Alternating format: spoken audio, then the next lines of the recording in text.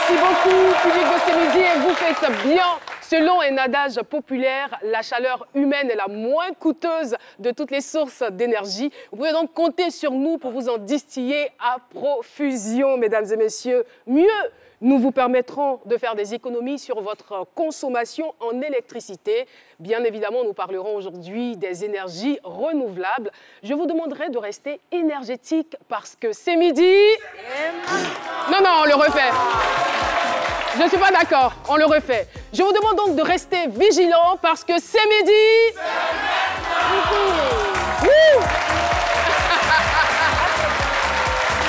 Merci infiniment, public de ce midi. Non, je vous comprends, c'est-à-dire que vous étiez tellement captivés par ma belle introduction. Quelle modestie. Voilà, donc vous étiez un peu perdus là. Mais bon, ça va. On se comprend, non? Ça va? On peut démarrer? Ok, ça marche.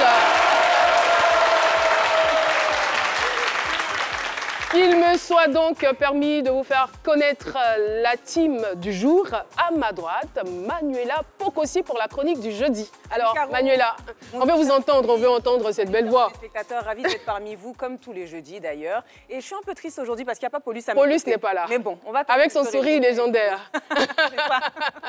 Ça m'arrange d'ailleurs même. Mais pourquoi? Non, on ne peut pas partager cette chaleur-là. Quand il est là comme ça, il prend un peu, Moi, je prends tout aujourd'hui. Non, mais on Il a parlé d'énergie, de chaleur. Voilà. Arrête, non, jaloux. Il a parlé de chaleur humaine. Tout à l'heure, cette chaleur, on en a besoin, vous voyez un peu. Donc, vous ne pouvez pas trop partager ça. Mais ce que vous ne savez pas, c'est que le jeudi dernier, vous n'étiez pas là.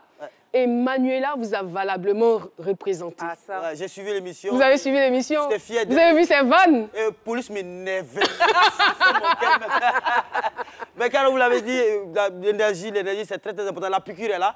Nous allons piquer, vous voyez cette tenue. Quand on pose cette tenue, c'est qu'il y a danger. Alors, il faut changer de comportement. Il faut changer de comportement. Il est temps de changer de comportement parce qu'on souffre énormément. Et souvent, je ne sais pas s'il faut dire, je vais m'auto-piquer parce que je fais partie de la population. Ben, je vais piquer la population et puis c'est pour votre bien. Merci beaucoup, Docteur Philo.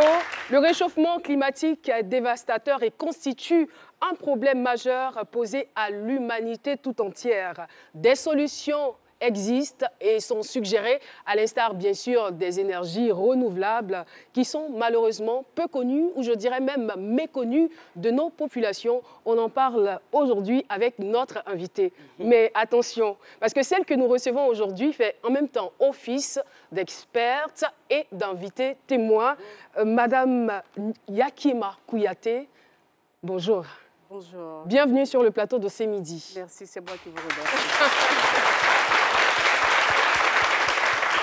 Ça va, pas de stress Et avec l'éclairage qu'il y a, je pense qu'il n'y a pas de stress. Avec l'éclairage... Ah d'accord, mais si elle est bien envoyée, celle-là.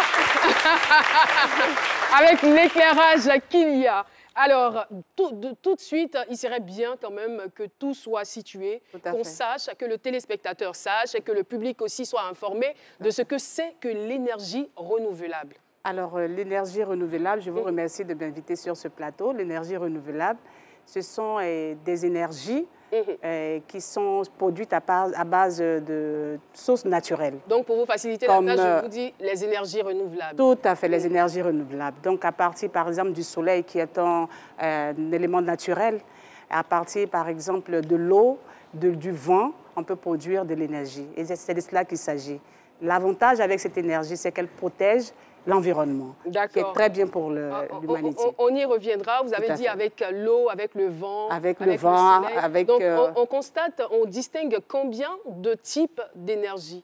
D'énergie renouvelable. D'énergie renouvelable. 5 énergies renouvelables. D'accord. L'énergie solaire, l'énergie à partir de l'éolienne, à partir du vent, l'énergie également à partir de la biomasse, les matières organiques de nos déchets agricoles, l'énergie hydraulique à partir de l'eau et l'énergie thermique à partir du réchauffement au niveau du sol. Ce sont les énergies renouvelables. Nous allons poursuivre les échanges avec notre invité témoin experte. Mais avant, je vous propose de suivre ce récit signé Raymond Hadji.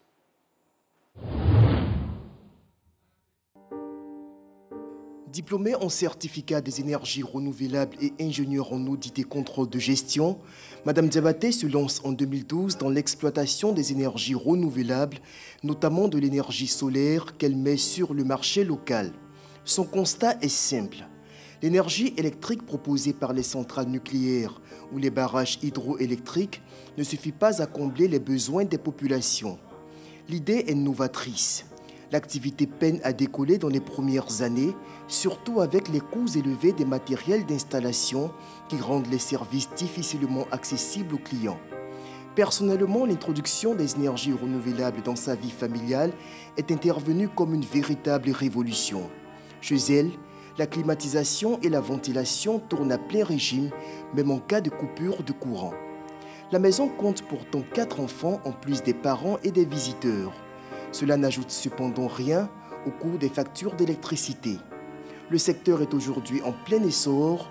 Pour des entreprises comme celle de Madame Diabaté, ce nouvel environnement des affaires, stimulé par la chute des prix des équipements, se traduit par une augmentation tangible des installations, tant au niveau urbain que rural. Merci beaucoup. Récit de Raymond Hadji, lu bien évidemment par Espérance Kouakou, qui fait en même temps office d'assistant dans cette émission. Voilà. Les gens ont d'autres casquettes ici. Hein. Yakema Diabaté, épouse Kouyaté, vous êtes chef d'entreprise spécialisée en énergie solaire. Oui. Vous êtes aussi diplômé en certificat des énergies renouvelables et énergie en audit et contrôle de gestion. Ça fait quand même beaucoup. Hein. Un peu. Un peu quand même. Oui. Alors, donc, on a défini ce que c'est que les énergies renouvelables et vous nous avez parlé aussi des différents types. Et la question qui vous est propre, c'est de savoir qu'est-ce que vous faisiez ou quelle idée vous faisiez auparavant des énergies renouvelables? Alors, pour moi, c'était un milieu méconnu. D'accord. C'est-à-dire que je ne savais pas ce que c'était réellement. Ça, c'est avant que je n'exerce dans le métier et que je commence à utiliser ces énergies-là.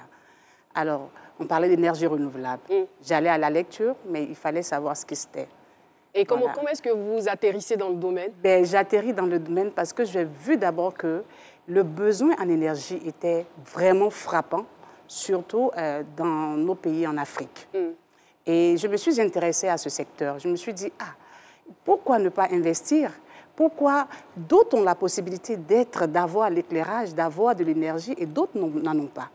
Et donc, je me suis dit, il faut se lancer dans ce secteur pour permettre à toutes les populations, toutes les couches de la population, d'avoir accès à cette énergie-là qui est très, très importante dans la vie. Ça veut dire quoi? Est-ce que vos activités vous donnaient de côtoyer des villages non électrifiés pour avoir cette idée-là? Tout à fait. L'idée est venue de là. OK. Des villages et des hameaux que nous avons parcourus par moment dans le cadre de notre activité et qui n'étaient pas du tout, qui n'avaient pas d'éclairage. Et des villages également qui n'avaient même pas l'eau potable parce qu'il n'y avait pas d'électricité. Et donc, ça a attiré mon attention et je me suis dit, mais pourquoi ne pas s'intéresser à ce secteur? Et quand j'ai mesuré également que même dans le milieu urbain, il y a des populations qui utilisent de l'énergie, mais c'est coûteux. Tout le monde se plaint de ces factures. Je me suis dit, mais et pourquoi ne pas leur proposer des solutions d'économie d'énergie pour leur permettre de réduire leur coût de consommation? Et c'est en cela que je me suis intéressée au secteur, quand bien même j'étais déjà dans un secteur technique, mais particulièrement je me suis intéressée à l'énergie et je me suis dit, au-delà de l'aspect intérêt que nous avons en tant qu'entrepreneurs, il y a cet aspect social-là, de faire plaisir aux gens, surtout les gens du milieu rural. Alors, oui, allez-y. Une petite question à Madame Kouyaté. Pour nous, ignorants, entre guillemets, j'ai envie de dire, Madame Kouyaté, quelles sont les premières petites astuces comme ça qui peuvent nous responsabiliser en tant que citoyens, qui peuvent nous aider à économiser tout simplement notre énergie? Quelques petites astuces, si vous deviez donner 2 ou 3 astuces comme ça. D'accord. Au niveau des énergies renouvelables ou bien de façon générale, même déjà. De façon générale, c'est d'apprendre déjà à éteindre les lumières quand nous ne sommes pas. C'est-à-dire tout simplement apprendre aux enfants, à la famille, et au travail, aux personnes de pouvoir éteindre les lumières. Vous savez, j'ai eu une expérience d'installation dans une grosse entreprise de la place où j'ai conseillé un type de matériel, un économiseur sur la climatisation. Il se trouve que les travailleurs allaient souvent à la maison en laissant la climatisation de leur bureau. Et quand on revient, c'est l'État qui paye la facture. Et quand on revient, carrément, le bureau est carrément gelé. Et donc, c'est par oubli souvent c'est par négligence, mais ce sont des systèmes que nous avons pu installer, par exemple. Quand vous sortez de votre bureau, automatiquement, tout s'éteint derrière vous, que vous soyez là ou pas. Donc, ce sont des systèmes d'économie d'énergie. Et ces systèmes-là, il faut les étendre dans les foyers, en demandant, par exemple, aux enfants d'éteindre les lumières. On ne fait pas attention. Les prises qui sont branchées, souvent, ça est là en veilleuse. Mais c'est du courant que ça consomme quand même. Et donc, il faut pouvoir les débrancher, tout banalement comme ça. Et utiliser la climatisation, par exemple, il y a des moments d'utilisation de la climatisation. Ce n'est pas à tout moment de la journée qu'il faut utiliser. On peut optimiser. Quand on a des enfants à la maison, par exemple, si on pense qu'on ne peut pas contrôler le mécanisme des enfants, on peut installer ce qu'on appelle des petits systèmes pour qu'il y ait une programmation au niveau de la climatisation. Chez moi, par exemple, le chauffe-eau solaire fonctionne à partir de 18 h du soir jusqu'à 10 h du matin. À partir de là, ça ne fonctionne plus parce que je sais que quand je ne suis pas là, on peut utiliser ça à la cuisine, n'importe comment, et c'est du gaspillage. Ça, ce sont vraiment des petits gestes qu'il faut observer. Et également, dans les lieux de travail, il faut pouvoir sensibiliser, non seulement, mais installer des équipements d'économie d'énergie pour permettre, en tout cas, de pouvoir économiser. Et je pense que ça paye. D'accord. Alors, pour revenir donc à la question de l'aide que vous avez décidé d'apporter aux personnes en milieu rural qui, malheureusement, ne bénéficiaient pas de l'électricité. Alors, une fois que ça a été fait ou une fois que vous avez senti qu'il y avait une amélioration, que vous étiez utile, bien évidemment, à quelque chose, vous décidez donc de bénéficier vous-même de cette énergie-là, de l'énergie renouvelable. Donc, vous installez un système. Est-ce que vous sollicitez une entreprise ou c'est l'entreprise avec laquelle vous travaillez qui fait l'installation? C'est ma propre entreprise qui fait l'installation. Ça va de soi. Hein. N'est-ce pas? En plus, la charité, bien il ne faut pas être un cordonnier mal chaussé. C'est clair. On propose des solutions à des gens. Si nous-mêmes, on n'arrive pas à expérimenter ces solutions, on ne voit pas l'utilité. Voilà, et donc c'était important pour moi de pouvoir l'installer, de montrer aux voisins d'en face qu'il y a ces équipements-là que nous pouvons utiliser et qui font du bien vraiment autour de nous. Et comment l'initiative est accueillie dans la maison lorsque vous décidez d'installer l'énergie solaire? Alors, maman parle un peu beaucoup, donc quand je veux faire quelque chose, je mets tout le monde à contribution. Je commence par monsieur qui lui-même, il s'y connaît un peu. Il est du domaine? Pas du domaine complètement, mais il est technicien également. Il comprend le langage. Il comprend le langage. Et donc, voilà, lui, à son niveau, il n'y a pas de problème. Mais au niveau des enfants à la maison, parce que ce sont des nouveaux équipements qu'on envoie, on dit, voilà, il y a quelque chose qui arrive. Ce n'est pas un jeu. Ce n'est pas pour jouer avec, mais c'est tout simplement pour nous permettre d'économiser. Et voilà comment est-ce que nous utilisons. En tout cas, tout ce qui est nouveau est toujours bien accueilli. Donc, ça a été bien accueilli au niveau de la cellule familiale. J'imagine les populations en zone rurale, quand vous les approchez, est-ce qu'il y a certaines personnes qui étaient réticentes? Parce que moi, je dis, l'habitude est une seconde nature. Tu vois, le gars qui est né dans un endroit où il ne connaît pas l'électricité, tu vas lui parler de l'électricité, il va dire, mais laisse-moi comme ça. Puis, oui. Are you sure? Non, mais il y a des gens, oui. Il y a des gens qui... Non, qui sont réfractaires. Voilà, ça existe. Je ne vais pas dire, même si c'est un nombre restreint, mais il y a des personnes quand même qui disent, non, moi, je n'ai pas besoin d'électricité. Et ça permet quand même aux sorciers quand même d'exercer leur sale besogne. Est-ce qu'il y a des populations qui étaient réfractaires? Bon, réfractaires... Et quelles sont les raisons qu'elles avançaient? D'accord. Les populations réfractaires, il faut dire que quasiment non. Parce qu'avant de proposer toute solution, il y a l'explication qu'il y a par derrière. Quand on dit à la population tout banalement comme ça, on va venir vous installer un système là, vous allez avoir l'eau potable. Mais là, aucune population ne peut vous refuser cela. Voilà, et donc généralement, les populations sont partants pour le projet. Mais comment ça va se faire? C'est vrai qu'ils sont beaucoup plus sceptiques. Il y a des questions qui viennent par derrière. comment ça va se faire, est-ce que ça va pas brûler, est-ce que voilà des choses comme ça banales, est-ce que ça va pas brûler, est-ce qu'il n'y a pas d'autres incidents, ainsi de suite. Est-ce que demain vous n'allez pas nous envoyer des factures pour dire... Voilà, mais au-delà, exactement. Justement, Philo, pour aller dans ton sens, Oui. je veux dire le coût de l'installation, parce Voilà, que l'énergie solaire ne s'installe pas comme ça. Du tout. Il y a des plaques, il y a des moyens techniques, Tout à fait. coûteux d'ailleurs. Tout à fait. Alors tout à fait. justement, est-ce que les personnes en milieu rural sont subventionnées ou je ne sais pas? Qu'est-ce qui est Alors, fait notre stratégie avec les personnes du milieu rural, c'est que vous savez que dans tous les villages, il y a quand même des associations de cadres. Et nous nous approchons, dans notre démarche, nous nous approchons de ces populations-là, de ces cadres-là, des villages, de pouvoir subventionner ce que nous allons faire comme installation. Ça, c'est dans un premier temps. Dans un second temps, il y a des petits équipements qui ne coûtent absolument rien. Il y a des petits kits que moi j'ai, qui coûtent autour de 25 000 francs, qui peuvent alimenter tout simplement deux lampes avec une radio. Et ça, dans le milieu rural, justement, l'avantage, c'est que les gens n'ont pas besoin forcément de grandes consommations. C'est en ville que nous consommons. Nous sommes des énergivores en ville, avec la climatisation, avec les congélateurs, les réfrigérateurs, qui sont des grands, des grands consommateurs en termes d'énergie. Et donc, dans les populations, ce sont des petits kits comme ça que nous proposons. Souvent, les populations, au milieu rural, dans le milieu rural, ils ont besoin seulement de l'éclairage. Une lampe, c'est vraiment...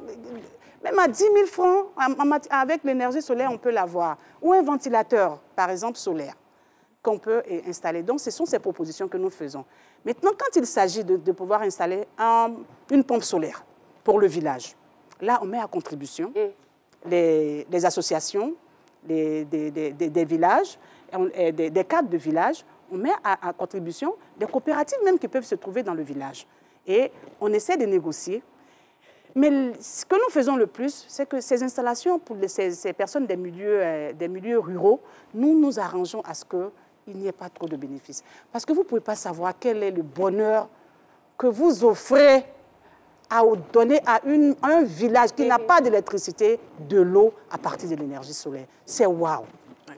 Oui. Manu? Madame Kouyaté, j'ai une question alors ciblée particulièrement sur l'énergie solaire. J'allais vous poser la question, c'est une question peut-être un peu simple, mais est-ce que véritablement c'est fiable? Parce qu'on se dit, si ça dépend du soleil, je vais poser la question comme une enfant, hein. S'il n'y a pas de soleil, est-ce que j'ai l'assurance que ça va fonctionner, tout va fonctionner à la maison? Voilà, comme toute innovation, comme tout projet, il y a des limites. Et surtout que nous sommes, par exemple, à Abidjan, en zone forestière. Est-ce que cette qualité de l'ensoleillement-là peut permettre d'avoir une permanence de la lumière, tout à fait. Donc, il y a dans notre jargon, en tant qu'experte, ce qu'on appelle le phénomène de l'intermittence. C'est-à-dire que quand il n'y a pas, le temps n'est pas favorable, vous pouvez ne pas avoir la qualité de production. Néanmoins, il y a dans l'installation ce qu'on appelle, c'est toute une chaîne d'installation. Il ne suffit pas seulement de mettre les plaques solaires. En plus des plaques solaires, il y a ce qu'on appelle les batteries, qui sont comme des réservoirs. Et ces batteries doivent avoir de bonnes capacités, allant de 3 à 4 jours, souvent même 5 jours de capacité de réserve. Au cas où il y a des intempéries, au cas où l'environnement ne s'y prête pas en termes d'ensoleillement, qui puissent servir en ce moment-là. Et c'est ce que nous faisons. Donc, il y a forcément des limites, que la productivité ne peut pas être très, très satisfaisante à un moment donné de l'année, mais quasiment quand on fait le ratio, avec le temps d'ensoleillement, c'est bénéfique. Et vous avez opté pour quoi exactement? Je veux dire, est-ce que vous fonctionnez à 100% sur les énergies renouvelables ou c'est 50-50 quoi? Je fonctionne de façon hybride. D'accord. C'est-à-dire qu'il y a une partie des équipements qui sont sur le solaire et il y a une partie qui passe sur le secteur. Alors, et à ce niveau, il faut dire que la population peut opter d'aller doucement. Parce que c'est notre propre source d'énergie que nous essayons de mettre en place. Et donc, nous pouvons décider, par exemple, si nous n'avons pas grand moyen, de mettre, par exemple, l'éclairage seulement de la maison sous le solaire. Et après, au fur et à mesure, nous augmentons. On peut décider de mettre les prises qui vont prendre, par exemple, les télévisions, ainsi de suite.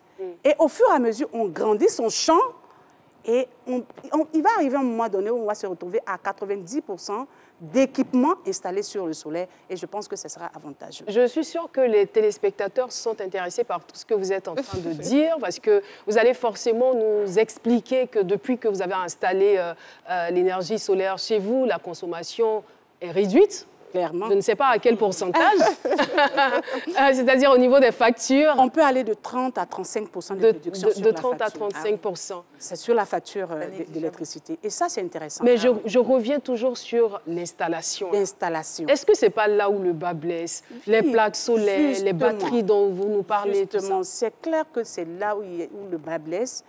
Mais c'est justement là également que nous sommes, toutes les associations qui militent, qui fonctionnent en termes, je veux dire, avec les PME d'énergie solaire, c'est notre bataille, cela, auprès de l'État, pour pouvoir défiscaliser toute la chaîne.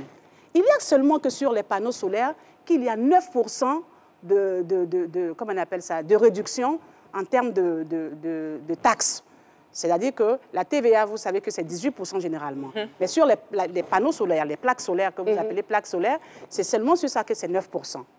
Mais ce n'est pas seulement les plaques solaires, c'est vrai, c'est l'élément le plus capital que nous voyons, mais dans l'installation, il fait peut-être 15% de l'installation en termes de coût. Parce que les batteries que vous prenez, l'onduleur, par exemple, qu'on appelle le convertisseur, que vous allez prendre, qui va se charger de pouvoir travailler cette énergie qui est recueillie par le soleil et qui va pouvoir vous redistribuer ça à la maison, tout ça sont les équipements. Et c'est là notre bataille de pouvoir demander à l'État, en tout cas aux décideurs de pouvoir défiscaliser pour permettre aux citoyens lambda d'avoir accès à cette énergie-là, qui est non seulement importante, mais surtout protecteur de l'environnement. C'est cela. En vous entendant parler, on a l'impression que l'État n'est pas à 100% favorable ou ne vous accompagne pas véritablement dans cette lancée-là. Pourtant, on sait que l'une des fonctions de l'État, c'est de contribuer à l'amélioration des conditions de vie. Si l'État nous accompagne, ça il faut le dire, parce que déjà, le fait que l'État ait décidé, par exemple, jusqu'en 2030, de pouvoir associer à son mix énergétique les énergies renouvelables à hauteur de 43%, je pense que c'est un effort pour l'État. Dans l'applicabilité, il faut pouvoir maintenant que ça aille vite. C'est ce que nous demandons. Il faut que ça aille vite. Il faut que, par exemple, nous qui sommes dans les secteurs, nous qui sommes des installateurs, nous puissions avoir, comme je le dis, il ne faut pas seulement que ça soit, par exemple, l'effort de diminution de la TVA sur les plaques solaires, c'est une démarche. Mais il faut que nous, les installateurs, nous puissions leur dire qu'au-delà des plaques solaires, il y a toute une chaîne d'installation et c'est ce que nous sommes en train de faire. Sinon, l'État est sensible à ce qui se fait parce que nous sommes vraiment, je vais dire, d'ailleurs, il y a des projets même en termes de centrales solaires engagés déjà par l'État de Côte d'Ivoire. Justement, vous parlez de ces projets-là. Le 17 octobre 2019, le gouvernement de Côte d'Ivoire a engagé la CFI en tant que conseiller principal en transaction pour un projet solaire de 60 MW dans le cadre du programme Scaling Solar. Qu'en est-il exactement de ce projet? Alors, le projet, il tient, il suit son cours. Il y a un deadline qui est fixé pour la finalisation du projet et le projet tient compte de ce deadline-là. C'est tout à fait normal que des facteurs sociaux puissent un peu perturber le calendrier, mais il suit son cours et c'est un engagement très, très, j'allais dire, officiel du gouvernement de pouvoir accompagner la population à travers la protection de l'environnement surtout. Parce qu'aujourd'hui, vous savez que tout le monde entier parle d'énergie renouvelable. Oui, c'est à dessein. C'est à dessein. C'est parce qu'aujourd'hui, il se trouve qu'on parle de changement climatique. Cela. On parle de gaz à effet de serre. On parle de destruction par-ci, par-là. On a compris qu'à force d'utiliser certaines énergies, on se retrouve aujourd'hui dans trop de problèmes de santé. Et tout cela, voilà, amène aujourd'hui les grands décideurs du monde entier de se réunir et se dire, on se penche vers ça. Surtout que ce sont des énergies qui sont inépuisables. C'est cela. C'est produit par la nature Alors que les énergies utilisées comme les énergies fossiles sont épuisables dans le temps. Pourquoi ne pas s'engager et avoir des projets dans le sens des énergies renouvelables pour préparer le futur, l'avenir? C'est très important. Et justement, c'est là... C'est là qu'on peut dire aisément et sans sourciller que l'Afrique est un continent béni. Parce que l'Afrique est considérée, en fait, comme l'Eldorado. Comme l'Eldorado. En toute franchise, l'Afrique est bénie. L'Afrique est bénie en toute franchise. Que nous soyons l'Eldorado des énergies renouvelables ou pas. Il faut que maintenant, les fils et les filles de l'Afrique puissent effectivement s'inscrire dans cette bénédiction en accompagnant l'Afrique dans l'innovation. Et c'est ce qu'il faut encourager. C'est innovant et c'est bénéfique aussi à notre environnement. Manuela, une question. Oui. Ne la perdez pas, s'il vous plaît. Juste le temps pour nous d'aller à la pub et on revient pour la suite. Envie de vivre le bonheur au réveil. On espère que vous êtes bien installés, vous êtes bien assis pour un matin bonheur assez spécial. On va commencer donc de concert cette journée avec beaucoup de bonne humeur et de l'entrain à mettre au travail. Commencez votre journée avec Matin Bonheur. Matin Bonheur, c'est l'actualité d'ici et d'ailleurs. Des rendez-vous santé, culture, coaching, investissement, droit, finances, famille, pour informer, éduquer et divertir.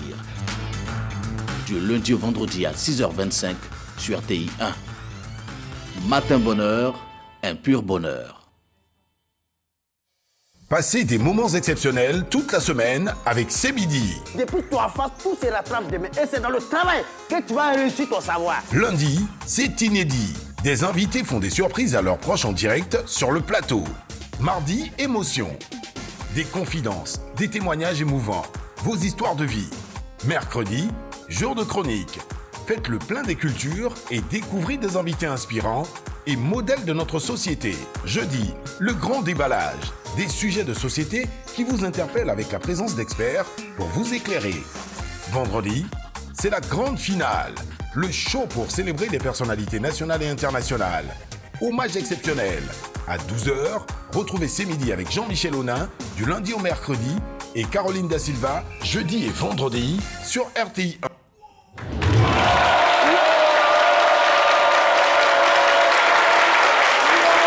Merci beaucoup, chaleureux public de C'est Midi. Je rappelle le thème « Comment les énergies solaires ont réduit ma consommation en électricité ». Je rappelle que nous sommes en compagnie de Madame Yakema Kouyaté. Madame Yakema Kouyaté, qui est donc spécialiste, n'est-ce pas, chef d'entreprise et spécialisée en énergie solaire. Alors, c'est en 2012 qu'elle se lance dans l'exploitation des énergies renouvelables, notamment dans l'énergie solaire qu'elle met sur le marché local. Et juste avant la pub, justement, on parlait de l'Afrique, qui est un continent d'avenir en termes d'énergie renouvelable. Et Manuela Pocosi avait une question dans ce sens. Voilà, une nouvelle question. Dans le prolongement, on disait que l'Afrique est un continent béni en termes de ressources, c'est vrai. On est aussi parmi les continents les plus exposés à cette problématique climatique-là. Mais j'ai comme l'impression, Madame Kouyaté, qu'on se sent moins concerné que les autres. Et je voulais savoir, selon vous, d'où ça vient, pourquoi on se sent moins concerné alors que nous sommes les plus exposés finalement. Est-ce que c'est un manque, c'est une prise de conscience qu'on doit avoir? Est-ce que c'est un manque d'intérêt? Pourquoi? Alors, il y a plusieurs réponses à cela. Il y a le phénomène culturel. De façon culturelle, l'Africain est un peu, excusez-moi, têtu. Oui, têtu. Voilà, donc les changements sont très sensibles quand il s'agit de l'Afrique. Mais c'est dû aussi au fait que c'est le continent, en fait, qui a besoin de sensibilisation. Que les gens soient beaucoup plus intellectuels, que les gens aillent beaucoup plus à l'école. Alors que quand on fait le ratio dans le monde, l'Afrique est en retard sur ce plan déjà. Pourtant, la connaissance, c'est à l'école que nous l'acquérons. Et donc, il faut de plus en plus enseigner les populations. Et de plus en plus, il faut que la population puisse aller vers ces connaissances-là, ces nouvelles connaissances-là, qui nous favorisent, en tout cas, la vie. Voilà, qui nous facilite la vie. Qui nous facilite la vie. Alors, peut-être que si vous reveniez un tant soit peu sur les avantages de ces énergies-là, ça changerait quelque chose dans la mentalité des gens? Non, c'est clair que ça va changer. Vous savez, aujourd'hui, nous sommes dans une pandémie dans une crise sanitaire sans précédent. Et on dit souvent même que le Covid ou la Covid-19, c'est selon. C'est selon. C'est pas important ça. Et c'est dans l'air souvent. Et pourquoi on se protège, pourquoi on met la distance, c'est dans l'air. Et la protection de l'environnement est quelque chose de très important. Tout à fait. Vous savez, tout ce qu'on met comme projet et programme dans nos sociétés, dans nos continents, c'est pour contribuer au bien-être de l'être humain. Mais si ça doit contribuer à nous détruire, pourquoi? Et donc, les énergies renouvelables aujourd'hui, du fait que ça ne produit pas de carbone, qui est toxique pour l'environnement, et donc qui protège, qui peut être toxique aussi pour la santé de l'être humain, pourquoi ne pas opter pour les énergies renouvelables? C'est à cela.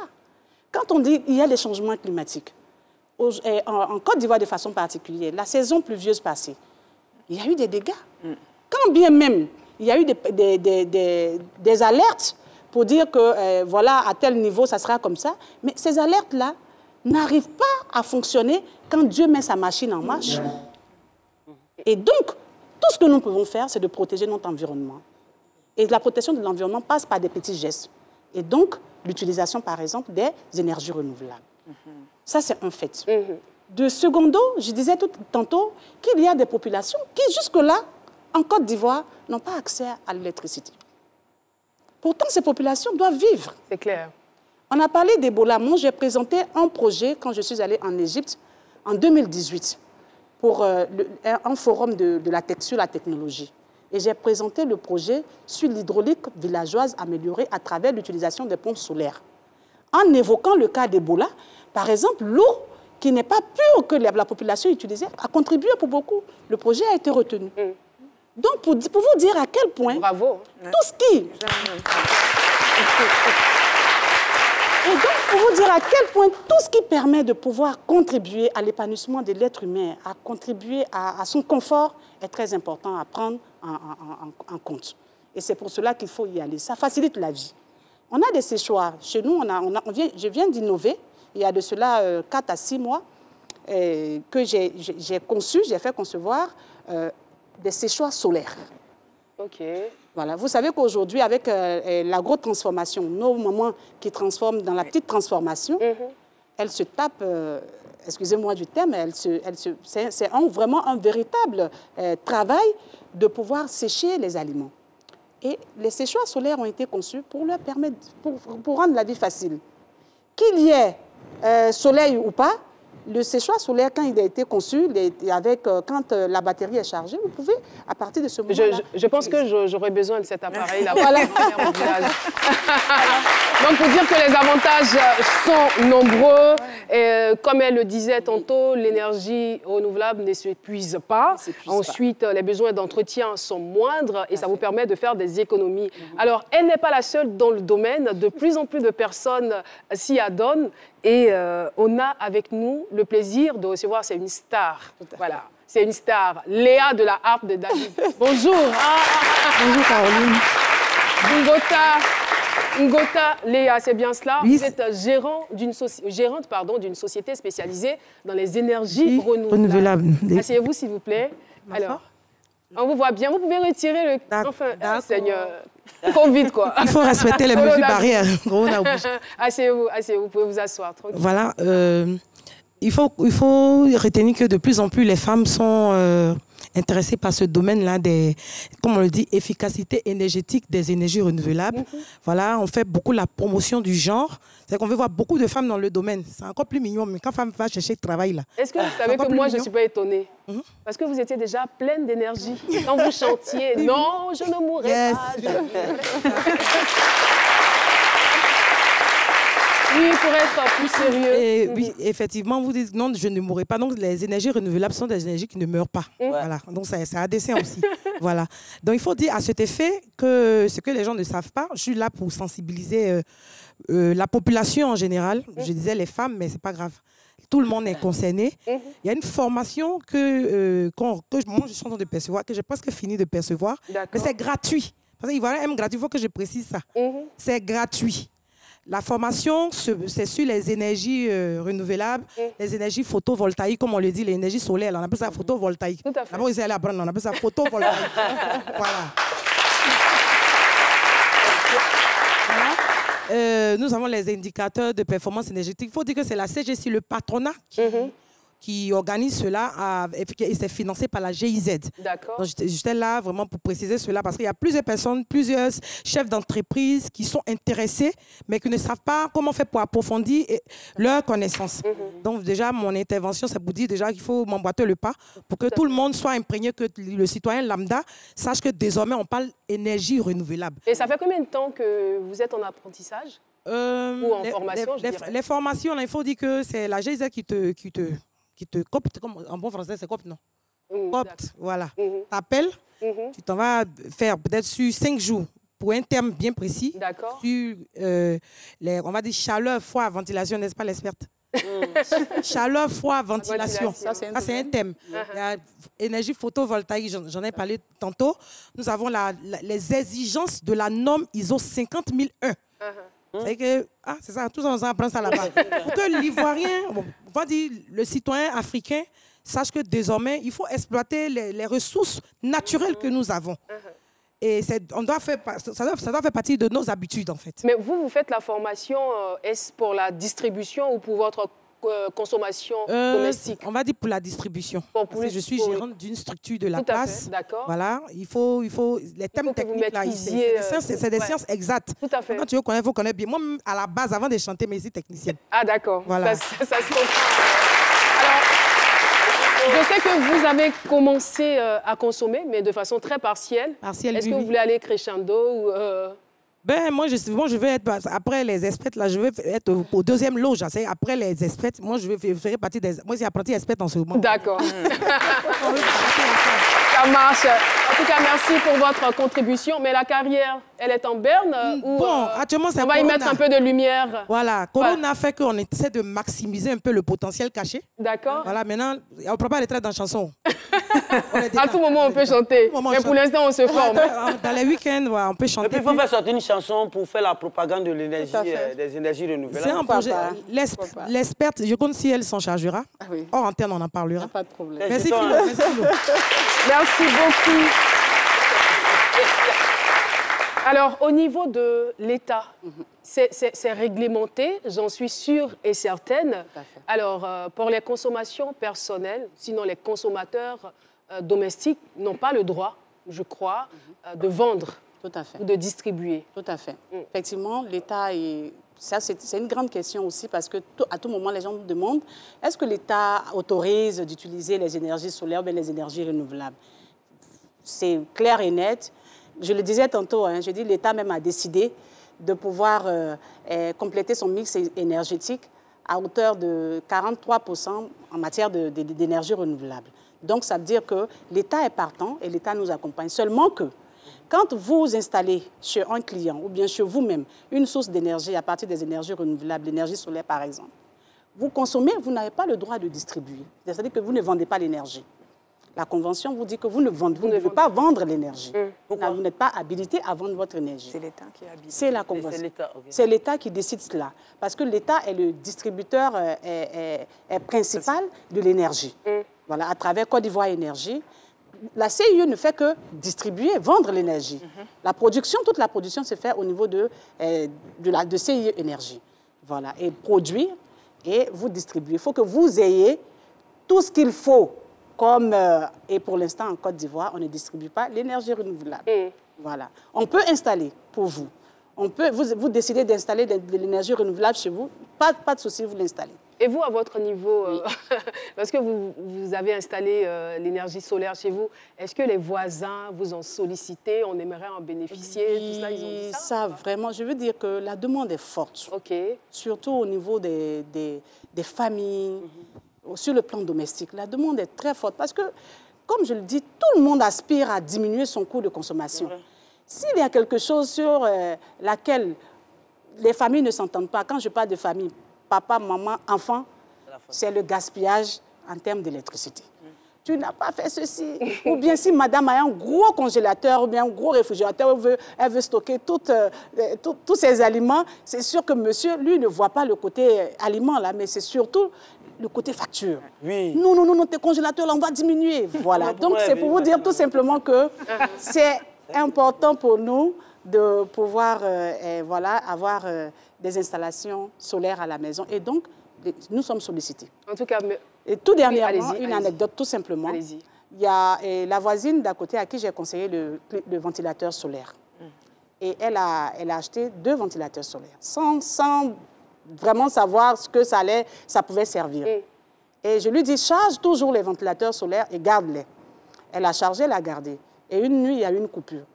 Et comme nous sommes tous dans le même quartier, je prends le téléphone, je dis, tu prends le ventilateur, est-ce que tu as allumé le ventilateur solaire là? Elle dit, oui, j'ai allumé. J'ai dit, mais sur le ventilateur solaire, il y a de l'éclairage. Donc, allume le bouton de l'éclairage qui est au milieu et tu vas voir que ça va éclairer toute la maison. Donc, c'est pour vous dire un peu que ce sont des gestes qui nous sauvent par moment. Madame Kouyaté connaît trop Madame Kouyaté. En tout cas, merci beaucoup pour votre beau témoignage et aussi pour votre expertise. Merci infiniment. Alors, nous parlons toujours des énergies renouvelables. Quels en sont les enjeux et comment l'Afrique s'organise? Les réponses avec, bien sûr, Manuela Pokosi dans la chronique du jeudi. Manuela Pokosi Koulibaly, c'est la chronique du jeudi. Pour les téléspectateurs qui nous rejoignent à l'instant, nous parlons énergie renouvelable, un challenge mondial, une problématique mondiale, et un challenge de grande importance, puisque sans elle, il nous sera impossible de sauver notre planète. Alors, à l'heure où on parle, il faut savoir que nous courons à la catastrophe climatique, puisque selon le groupe des Nations Unies pour le développement durable, l'année 2020 a été l'une des 3 années les plus chaudes jamais enregistrées dans le monde, et que la pollution de l'air et de l'eau tue 9 millions de personnes par an, soit plus de 6 fois le nombre de victimes ayant succombé à la Covid-19. L'enjeu est crucial, surtout pour nous en Afrique, car nous figurons parmi les continents les plus exposés, on le disait un peu plus tôt dans l'émission. L'énergie renouvelable est le premier choix dans cette course contre la montre, d'un point de vue environnemental, mais aussi économique, car c'est un secteur créateur et porteur de nombreux nouveaux emplois. Et pour cela, j'ai donc choisi de me pencher sur quelques initiatives continentales, afin de voir comment on s'organise à notre niveau. Alors, il faut savoir que sous mandat de l'Union africaine, l'initiative de l'Afrique sur les énergies renouvelables, qu'on appelle l'AREI, a été créée et elle poursuit 2 objectifs principaux. Le premier, qui est de contribuer à la réalisation du développement durable, renforcer le bien-être humain et œuvrer au bon développement économique, tout en garantissant l'accès à l'énergie propre à un prix abordable, car il faut savoir qu'environ 80% de la population continentale vit sans accès à l'électricité. Et le deuxième objectif est d'aider les pays africains à passer plus rapidement à des systèmes exploitant les énergies renouvelables, tout en améliorant la sécurité économique et énergétique. Alors la phase 1 de la REI a débuté en 2017. Elle consistait à effectuer des évaluations et des activités de préparation dans plusieurs pays pionniers du continent. Et nous sommes actuellement dans la phase 2 de ce projet qui s'étendra jusqu'en 2030 et qui consiste à mettre en œuvre des politiques, des programmes et mesures initiatives à l'échelle du continent cette fois-ci. Alors chez nous, en Côte d'Ivoire, l'État s'est engagé à réduire ses émissions de gaz à effet de serre de 28% d'ici 2030. On espère qu'on respectera cela. Et on s'est également engagé, comme le disait Madame Kouyaté, à produire 43% de notre mix énergétique à partir des énergies renouvelables. Et pour atteindre cet objectif, le ministère de l'Éducation nationale, avec le concours de l'enseignement technique et de la formation professionnelle, a conclu un partenariat avec l'Allemagne qui porte le nom de Projet Profer GIZ CGCI. Il permettra d'une part de mettre à disposition du secteur privé une main-d'œuvre qualifiée en matière d'offres de services énergétiques et d'autre part de consolider le marché de l'énergie durable chez nous en s'appuyant sur les petites et moyennes entreprises pour sensibiliser les plus grandes, les industries et les ménages sur les actions d'économie d'énergie. J'ai pioché un second exemple pour conclure au Nigeria, où le gouvernement fédéral a mis en place ce qu'on appelle l'ONU Habitat. C'est un programme en partenariat avec les Nations Unies et ce dernier a permis de former des jeunes chômeurs aux technologies des énergies renouvelables et à ce qu'on appelle l'entrepreneuriat vert. Donc c'est une formation doublement bénéfique car elle a permis d'éloigner ces jeunes-là de la pauvreté, de la criminalité ou encore du terrorisme, tout en faisant d'eux des acteurs dans la lutte contre le réchauffement climatique, puisqu'à l'issue de ce programme, des entreprises ont vu le jour et c'est super parce qu'elles produisent des lanternes solaires, des panneaux solaires domestiques, un tas d'objets en fait qui permettent de limiter, voire de supprimer l'utilisation des matières polluantes comme le charbon, le bois de chauffage ou encore le kérosène. Merci infiniment. Le kérosène, pas l'artiste. Merci infiniment, Manuela Pokosi, pour ces compléments d'information. Et depuis le début de l'émission, vous entendez des applaudissements. Eh bien, c'est du fait de l'association des élèves et étudiants de Bologna. Merci de votre présence sur ce plateau. Ils ne sont pas seuls. Il y a aussi les natifs d'Avril Les natifs du mois d'avril avec nous. Non, mais moi, je ne suis pas d'accord. Moi, je ne suis pas d'accord. Il n'y a pas d'association pour nous. Les natifs du mois de février, c'est passé comme ça. Mais pourquoi? Mais dites-moi que c'est un poisson d'avril. Non, merci infiniment de votre présence. Et voilà, nous allons à présent parler théâtre. On connaît très bien les nombreuses vertus du théâtre. Le théâtre éduque. Le théâtre permet aussi d'avoir une belle diction, pour ne citer que ces vertus-là. Aujourd'hui, nous avons un grand nom du théâtre qui vient nous rendre visite sur ce plateau, Kouya Nyekpa. Si je dis Kouya Nyekpa, vous ne voyez pas. Guy de Fer! Guy de Fer! Bonjour. Non, non, non. Ah, d'accord, pardon, salut. D'accord. Venez, venez là. Non, laisse. Ah, d'accord. C'est le papa de Philo. Allez.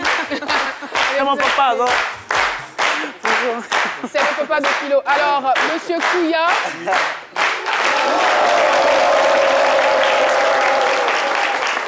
C'est chaud, hein? Oui. Vous ordonnez que le temps s'arrête. Oui, le temps doit s'arrêter le samedi. C'est la pièce, oui. C'est l'intitulé de la pièce de théâtre. Oui, j'ordonne que le temps s'arrête. C'est le samedi à partir de 19h à l'Institut français.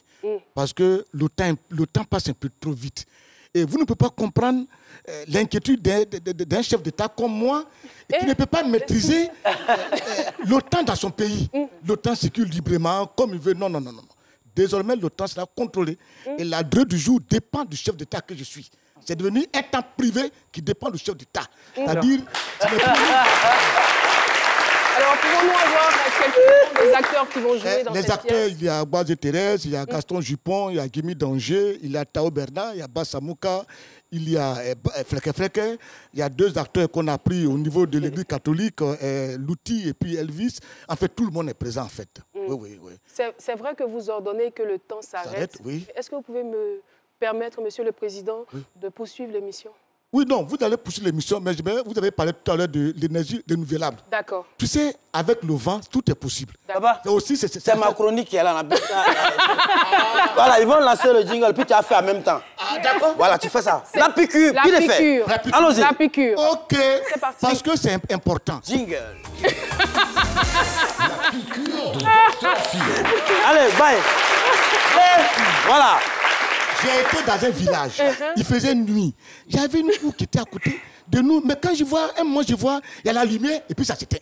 Il y a la lumière, ça s'éteint. Donc je dis, mais le monsieur là, il va détruire ses appareils. Je pars dans la cour, je dis, madame, débranchez vos appareils parce que vous allez les détruire. Elle dit, non, hein, c'est mon mari qui fait ça. On va sous le toit, on voit le monsieur, un gaillard qui est assis. Voilà ses narines. Il voit son nez. Il dit, quand il sort le vent, ça tourne les hélices comme ça. Mettez dans le courant. Ça dit la puissance du vent qui sort de ses narines. Tu dis, mais doyen, comment ça? Et si tu as sommeil, comment tu fais si tu vas dormir? Il dit, non, pour dormir, c'est tellement simple. Je mange 20 jeux. Et puis, je vais me coucher. Je mets les listes derrière moi. Quand je libère, ça tourne.